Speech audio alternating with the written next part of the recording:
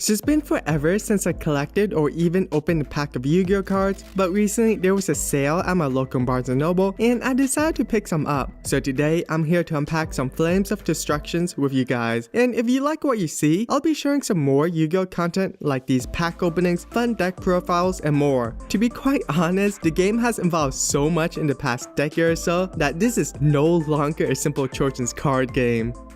What's up guys, it's Con here, back with another video, and today I'm here to open up my first pack of Yu-Gi-Oh cards in 17 plus years.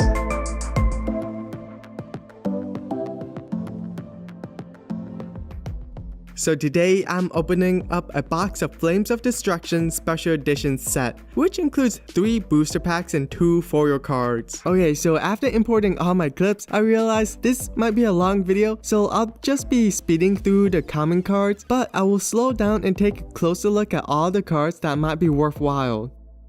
Okay, let's just put our 2 limited edition cards off to the side and check those last.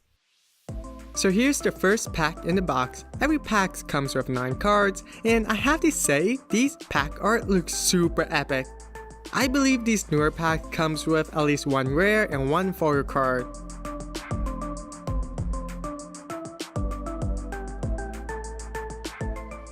Right, at some point I thought these packs were like Pokemon cards, and I tried to separate the more valuable cards and place them on the back. The first card is Crystal Keeper, Prompt Thorn, our first Link Monster, another Link Monster, and a Crystal Conclave.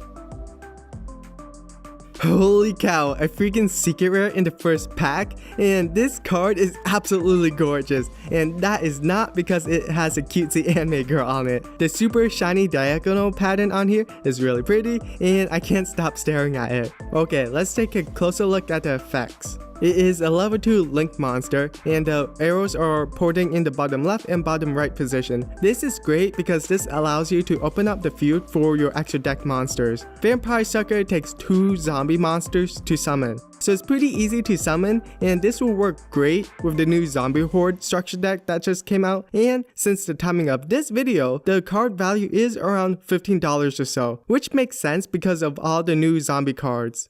Let's continue with the effect.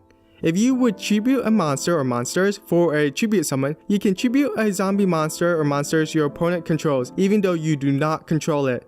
At first glance, you might think this effect is okay, but how often are you going to go facing another zombie deck? Well, that is where the next 2 effects kicks in. You can only use each of the following effects of Vampire Sucker once per turn. You can target 1 monster in your opponent's graveyard, special summon it to your opponent's field in defense position, and if you do, it is treated as a zombie monster. If a zombie monster is special summoned from the graveyard, draw 1 card. So this card is actually insane. Not only do you get an extra monster material for you to use as a tribute, be it it's on your opponent's side, but you do get to draw a card, since that monster is treated as a zombie type monster, thus opening up a lot of combos for you when running a zombie deck. Okay, so I went a little longer than I want to, but this was a really good card to pull, especially since I am going back into Yu-Gi-Oh. Next is your rare, and just the name part of it is shiny with silver text. And next are some common cards. Now onto our second pack opening. We have a Pendulum Crystal Master, a Transfamiliar,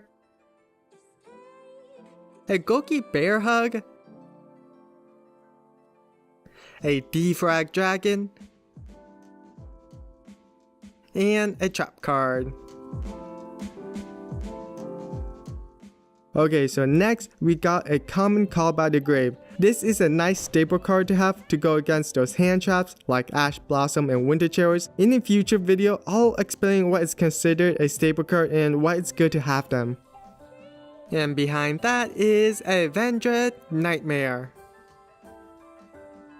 Ah, nice! A super rare red reboot. This is only a $2 card now, but it is a really competitive card. Let's read the effects real quick. When your opponent activates a trap card, negate the activation, and if you do, set that card face down, then your opponent can set one trap directly from the deck. For the rest of this turn after this card resolve, your opponent cannot activate trap cards. You can activate this card from your hand by paying half your life point. Okay, so the reason why this card is so good is because it can counter so many meta decks and other hard to beat trap cards out there like Trick Stars and Evenly Matched. It can act as a normal trap or as a hand trap by activating straight from your hand. Even if the price to summon it from your hand is pretty steep, it could be the card that might save you or even possibly win you the game. I've mostly just seen this card as part of people's side deck, but it's still a pretty powerful card and I'm really glad I pulled such a competitive card. But if you want to see more in-depth review of this card and how to properly use this card competitively, be sure to check out this video from Simo. He is a Yu-Gi tuber and this guy knows his stuff. It is where I'm learning how to play the game again in this modern format. Okay, after that, we have a rare Trickstar Banquet. Might be a useful card for those who are running a Trickstar themed deck.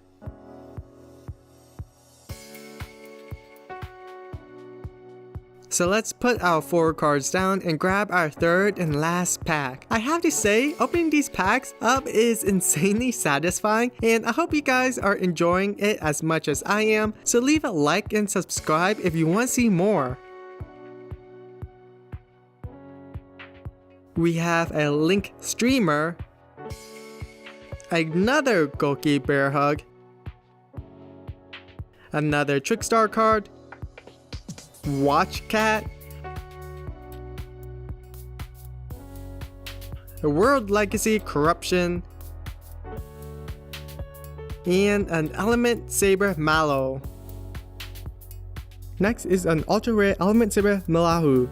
Once per turn, quick effect, you can send one Element Saber monster from your hand to the graveyard, then target one face-up monster on the field. Change it to face-down defense position. Once per turn, if this card is in your graveyard, you can declare one attribute. This card in the graveyard becomes that attribute until the end of this turn. Okay, at first glance, this card seems like a pretty good card if you're running an Element Saber deck. For our rare, we have a World Legacy Struggle Trap card. Alrighty, let's put our 4 cards with the rest of the 4 cards and move on to our mystery cards. Okay, let's check out our limited edition card that we put to the side earlier. Let's see what it is. The first card is a super rare Grand Soil the Elemental Lord. This card cannot be normal summon or set, must be special summoned from your hand by having exactly 5 earth monsters in your graveyard. When this card is special summoned, you can target one monster in either player's graveyard, special summon that target. You can only use this effect of Grand Soil the Elemental Lord once per turn. If this face-up card leaves the field, skip the battle phase of your next turn. Okay. Seems like a pretty good card for even non-elemental saber decks. And if you're running a lot of earth attribute monsters and need a card to bring back to graveyard, this card is good because not only will you be able to summon a monster with 2800 attack points, but it might give you a chance to exceed summon a level 8 monster. Now for the second card. And that card is a super rare World Legacy Memory. Special summon one Mech Knight monster from your hand or deck in defense position, but return it to the hand during the end phase. For the rest of this turn after this card resolve, you cannot special summon monsters except Mech Knight monsters. You can only activate one World Legacy Memory once per turn. It's a quick spell, so this is good if you're in a bind and need to quickly summon more Mech Knights from your deck. Okay, so that was fun. I hope you guys liked this first ever Yu-Gi-Oh unpacking video from me. I'm super excited to get back into the game, and I've already recorded a backlog of this type of videos, and we'll be releasing new Yu-Gi-Oh content every Saturday alongside with my other anime and manga related videos. Think of this as me paying tribute to the days of watching Saturday morning cartoons for kids, and honestly, it is so sick that I was able to pull my first ever secret rare and a red reboot. Anyway, that's it for me. Like this video if you liked it, leave a comment down below if you want to see more Yu-Gi-Oh content like this, and what do you think my first Yu-Gi-Oh deck should be? Subscribe and tap that bell to stay updated, and if you are interested, please check out my website funfuju.com and my Patreon for some exclusive content and merch. That'd be greatly appreciated. Not only that, I also have a podcast called the Funfuju Podcast. It is where I talk about the creative process and just having fun making stuff. Everything will be linked down below in the description. As always, you can catch me on all the social media. I'm at Funfuju, and I'll catch you guys in the next one. Bye. Next is an ultra rare element saber mail. Oh, that doesn't sound right. Next is an ultra rare element saber mail. That still doesn't sound right.